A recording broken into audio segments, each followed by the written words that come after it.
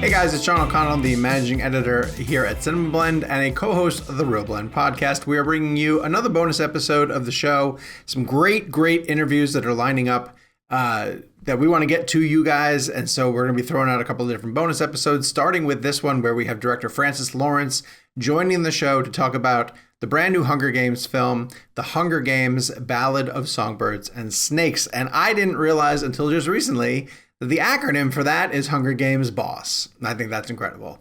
Francis obviously has a deep relationship with this series, having directed multiple films in the franchise, and is returning for this prequel story that doesn't have, I mean, it has connections to the existing Hunger Games films, but it's not like you're going to get Katniss Everdeen or Jennifer Lawrence coming back. It's a whole slew of new characters. It's set in the past, I believe, at the 10th Hunger Games. And so Francis talks about returning to the series, a lot of the new tricks that he's able to pull off with a brand new cast of characters, and of course the power of having Rachel Zegler as a main character in order to play with in the Hunger Games franchise. So we're really thrilled to have Francis join the show. This is a really great interview. You guys are going to love this one. Without further ado, here is Francis Lawrence on the ReelBlend podcast talking about Hunger Games Boss.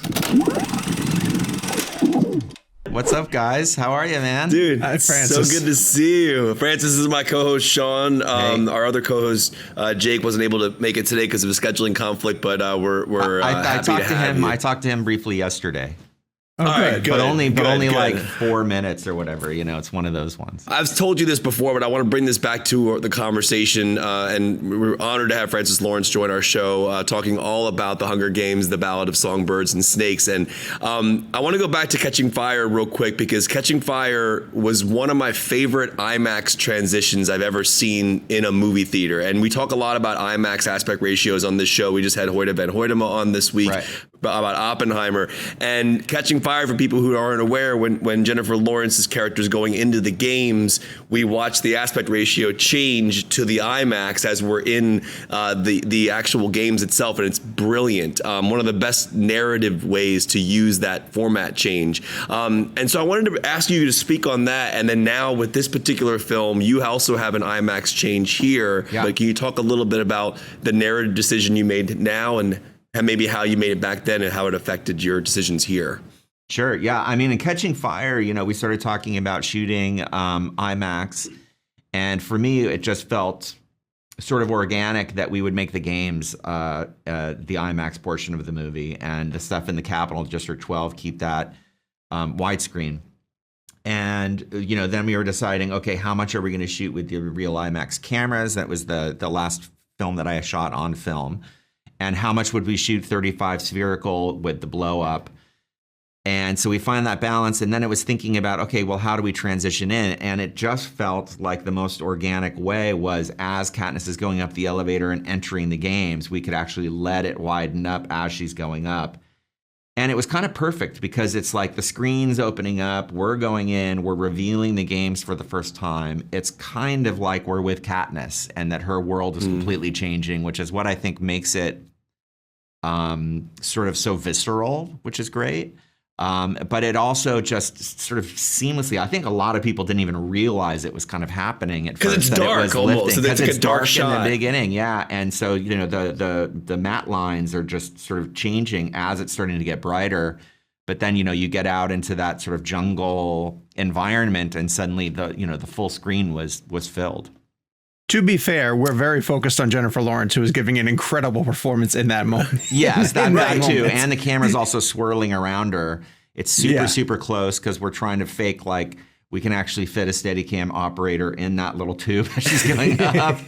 So we're very, very close and spinning around, and the light is changing, and it's opening up as she gets up there. Yeah. So as a quick follow-up, you mentioned that was film. So that was 65 millimeter IMAX film. This is like the same type of cameras that Nolan was using on The Dark Knight and things like that. And then fast forward to here, you're shooting digitally. How does the IMAX aspect ratio shift work in terms of this film, in terms of how you wanted to make it jump to the 190? So we sort of, you know, because the games are part of it, we're shooting digitally and we're using the large format aspect ratio. So there was a show that I did called C for Apple, And I fell in love with the 65 mil large aspect digital sensor, partly because it gives you a different feel. I mean, it's like using an IMAX camera and large format photography where you have a shallower depth of field. You can use wider lenses that don't distort. I really like wider lenses in general up close to people.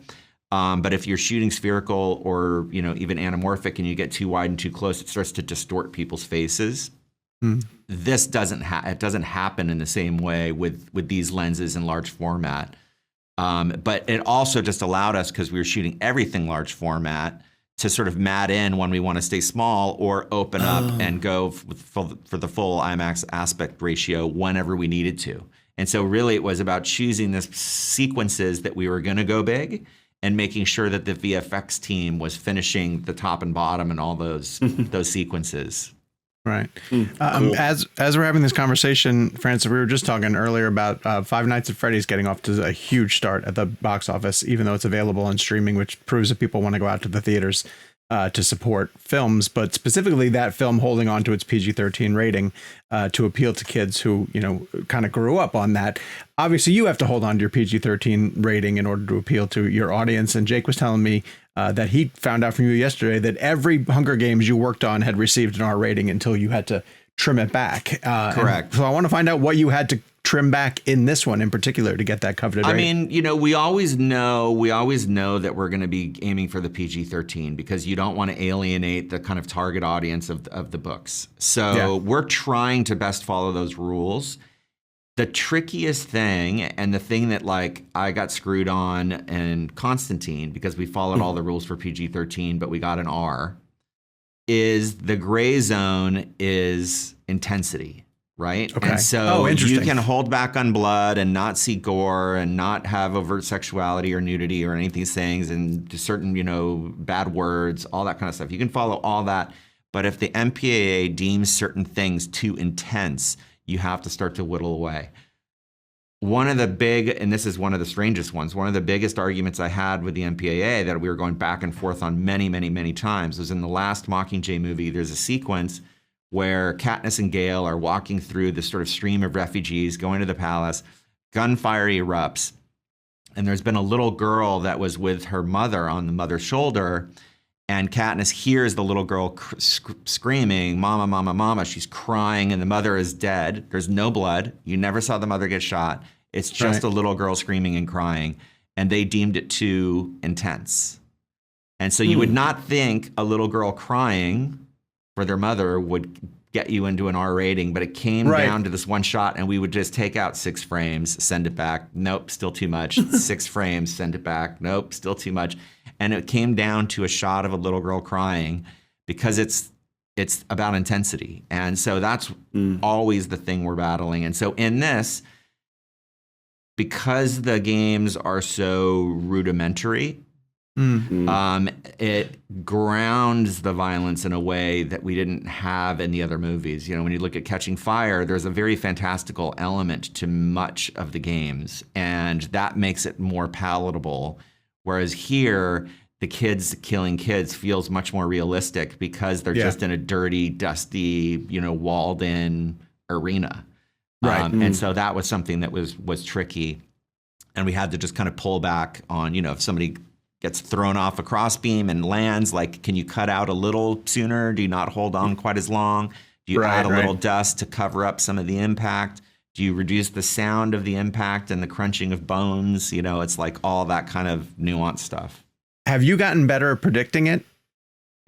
Yeah, I will say that I thought we were going to have more issues than we did on this one. There are certain things that we do in this movie that I thought for sure the MPAA would have issues with, and they had no notes on. This is what I wanted to follow up on, and because it's interesting about the 6 frames things. One of my favorite MPA stories of all time. I think it was the guys who did South Park, Trey Parker and Matt Stone. I think they submitted a more disturbing moment from Team America than they wanted to because they knew that they wanted to get it down to a certain part. So they gave it a more extreme push initially to make them think that they were taking it out, which I thought was really interesting. But in terms of your violence, I do that too, by the way. Do you? 100%.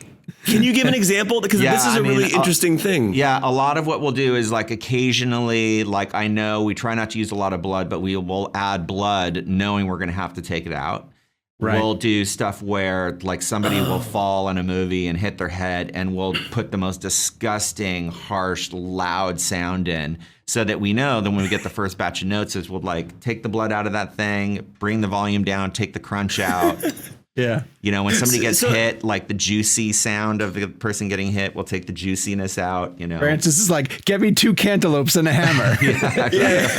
I'm going to work. Yeah. But that's kind of what I want to follow up on. I was paying attention. I mean, I'm immersed in the story, but I was fascinated at the violence in this film because you're 100% right. It does feel more brutal than the earlier films because of the rudimentary aspect of and there's a scene where like that a glass goes into someone's neck, or like there's some pretty violent, or I was even surprised that you could take weapons out of someone's body the way you do in the film. And so, are there angles that you have to hit to know that, okay, we can show the weapon coming out of the person or the glass going in the person? Like, what's your relationship with the director of photography in those moments of angles? Mostly, so, you know, when we were doing, let's say, the glass bottle that goes in the neck, part of it was the sort of choreography of the way to make it happen is, you know, she grabs her by the hair and she smashes her against the bars and breaks the bottle and jams it in. It's actually written in the book that I think she uses a knife and slits her throat. And I thought, it would be more unexpected if it was like a bottle of pop that she's teasing her with, that you then smash it and jab it. So it's more surprising. But also the choreography allowed the actual insertion of the bottle into the neck to be covered. That's the scene where we added the blood that I knew we would have to take out. So we digitally, when she was on the ground and Choreo saying, it's okay, I'll get help. There was blood sort of seeping up through his fingers. And there was also grosser sounds of her sort of choking and you know, gurgling blood and all that kind of stuff. And so we knew we would take that stuff out. But I also know anytime we do something like that, I have in my head options so that if the actual stab, it becomes a moment that I know I can cut to Tom or cut to Rachel on the action. So you sort of know what's happened, but you can just, you know, cut away a little sooner. And it's the same with, you know, pulling a weapon out. You can always like imply the weapon's about to come out and then cut away and hear the sound if need be. I think this is so fascinating. I've always wanted to talk to a director about these decisions. Anyways, continue on, Sean. Francis, I just want to know how this one feels in terms of if it's any different, that there's maybe a little bit of less pressure, because when you were working in the franchise the last time through, there were other adaptations announced. You know, we knew that there was going to be a continuation of it. This one, it feels like while there isn't another, you know, book to adapt right after it, it feels like you could continue to tell the story if you want to. But does it feel a little more freeing? Does it feel a little bit more lean that you're going through it into this time? I mean, it's freeing in the sense that it's like works as a standalone, right? You know, that you could come into this and sort of enjoy the movie without really knowing the other stories. It's freeing in the sense that for fans of the movies to go back and sort of see the origins of things and learn things about the world and about the characters. So you go back and you'd almost view the other movies differently. That's exciting. The pressure is, you know, especially when we started this, is just wondering, like, is there still an appetite for the Hunger Games? Sure. And is there an appetite for the Hunger Games without Katniss? And, you know, but the truth is I love being a part of the world and working with Suzanne and Nina, and I just fell in love with the story and loved the you know, villain origin stories, and loved the idea of doing sort of a period piece to the other movies.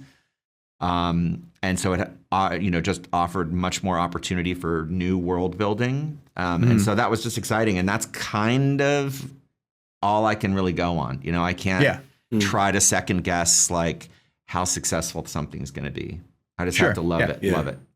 Yeah. I mean, I don't know why the sequel wouldn't be called Appetite for Destruction, considering it's the Hunger Games. I feel like that'd be like a literal get Guns N' Roses on that soundtrack. Someone may have a lawsuit on their hands if they have done it, right?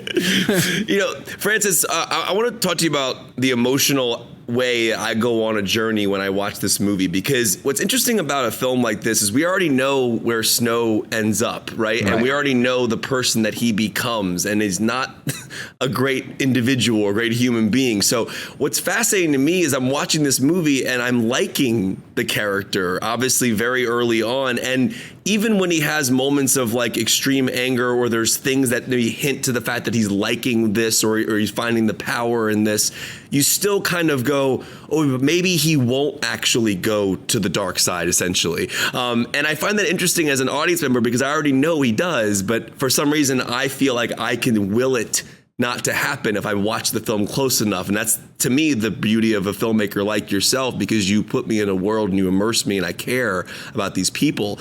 But as a filmmaker, where is that balance for you when you're dealing with that performance? Because at the end of the day, he has to give us a push-pull where we care. And he's obviously caring for Rachel's character and that whole journey. But I won't give anything away, but that's a really fine line you have to toe, I would imagine. Yeah. And I mean, look, some of it is certainly performance, but a lot of that is the adaptation, right? Because we had to create a character that everybody knows where he ends up. We have to create a character that the audience can get behind. You want the audience rooting for him, empathizing with him. That was the key. The real trick, right, beyond that, getting people behind him, is to still seed in the ambition, the greed, the darkness, so that when he turns, and I think everybody's kind of waiting for it, even if you're hoping maybe not, right? And I do find it very satisfying when he does, is that you want that to be truthful and honest and authentic and believable, because you've seen those seeds all the way through. He has to earn that arc, and he does. And that's that. I'm watching the film. I'm like, how is Francis going to land this? Like, how is he going to, like, how are we going to eventually get to a part where I can believe he can be that guy? And you do. It's just it's a really tough balancing act, I think, as a filmmaker. Yeah. It's funny. One of my favorite sequences in the movie, without blowing too much, it's at the end in the forest, where you actually really emotionally see him become the guy. Oh, yeah. And he just does such an amazing job in his performance there. And I love sequences where you can tell that kind of emotional story with very, very little dialogue, and just the visuals and Tom's performance. But what's funny is Tom and I talked a lot about the end of Elizabeth, the movie with Cate Blanchett. And there's just this great moment near the end, and it's this poor young woman who just wanted to love and to be loved, and realized she'll never have it again and can no longer trust. And she's looking up at the statue of the Virgin Mary and decides that she's gonna marry England, and she becomes this person, and you just see the person that you like kind of die. Oh, and so I kept using that as the reference for Tom for the end of this movie, and I just think he did a fantastic job. Oh, that's Tom is incredible. What a face, what a performance, and the way you shoot up at him is really cool. But yeah, so before we run out of time, you mentioned being curious about if there's an appetite for this type of story, a Hunger Games story, without Katniss. Essentially, you're hanging your hat on Rachel Zegler and being able to tell a different story through her. I want to know the different type of energy that she brought as a performer. And was there ever any conversations about, like, do not try to mirror, Jennifer Lawrence at all? Make sure you're making it your own thing. And if so, almost avoid some of the things that Jennifer Lawrence might have done. Yeah, I mean, I think the primary thing was, and the biggest difference with the movies is those were Jen's movies. This one's actually Tom's movie. And I think that the sort of comparisons are because, female tribute from 12 and female tribute from 12. Really the only two sort of shared characteristics of the two characters are they're both smart and they're both survivors. And it's just the way they go about it is very, very different. Katniss is introspective, an introvert, a hunter, quiet, a thinker. Lucy Gray's a thinker, but she's charismatic. She's a performer. She's an extrovert. She charms people. She manipulates people. She flirts with people. It's a very, very different. So there was never a worry that we were going to be seeing her try to do anything that Katniss would do. It's like almost her approach to almost any situation would be the exact opposite of what Katniss would probably do. Right. That's kind of refreshing. In our last minute, this show is created by film fans. My favorite movie of yours has always been Constantine. I just think that movie is incredible, and it's one of my favorite Keanu Reeves films as well. And I just there's always talk about a sequel and possibilities of what's going to happen with that. Have you kept in touch with Keanu Reeves over the years? Do you guys go back and forth on ideas? Because that film is just, it's my favorite movie you've made. It's an awesome film, and I'm glad you it got the R rating because it deserved it. That film needed an R rating, and I'm just wondering like where we're at with that. Like, how do you feel about that film in your body of work? Well, it's sort of gained love over the years. I will say when I made it in 2003 and it came out in 2005, it was not received as well as I think it's received now. And that's great. I would love to make the sequel. Keanu would love to make the sequel. Keanu and Akiva and I have been batting ideas around. It took a long time and there were a lot of hurdles to sort of, climb to get control of the character again. Because, with all the changes at DC and whoever's had control of the Vertigo characters, it's been kind of a mess. We now have control of the character. We are like actively working on ideas. We really want to make it. But with the rating, this one will be a real rated R version. The other one is like the fake rated R version. So when we do it, it'll be the real rated R Constantine sequel. And it's great that Keanu is ageless. Yes, so exactly. You could go 10 more years and he'll probably look exactly the same. Exactly. No, hopefully it won't take that long now. Good. Yeah. Well, Francis, we want to say thank you so much for coming on. You are one of our favorite filmmakers, and it's an honor to have you on our show. I've known you, talked to you for many years now, and you've always been the same awesome person to interview, and it's just a delight to talk filmmaking with you. You too, man. It's still fun talking to you. We want to thank Francis Lawrence for coming on the show and talking about Hunger Games, our good friends at Lionsgate as well, too, for setting that up. You will be able to get our full review of the Hunger Games, the Ballad of Songbirds and Snakes, on the main episode. And in addition to that episode, dropping all the cool information that's going to be part of that. As you guys might have realized, I'm not in my traditional office. I'm in a new space. This is a hotel room in Paris, France, and I'm here with the boys. And we are here for Napoleon, and we're going to be getting some really great interviews coming up for that movie soon. So stay tuned to the next week's or this upcoming episode where you'll get more details about our Paris trip, the interviews we're getting for it, and I think early thoughts on Napoleon. We'll see how it goes. Hit like and subscribe. Meet us back here next time we have a new video on the ReelBlend YouTube page. Tell a friend to follow us as well too. Word of mouth grows the show. We appreciate the Blender family so much. Love you guys. Talk to you soon.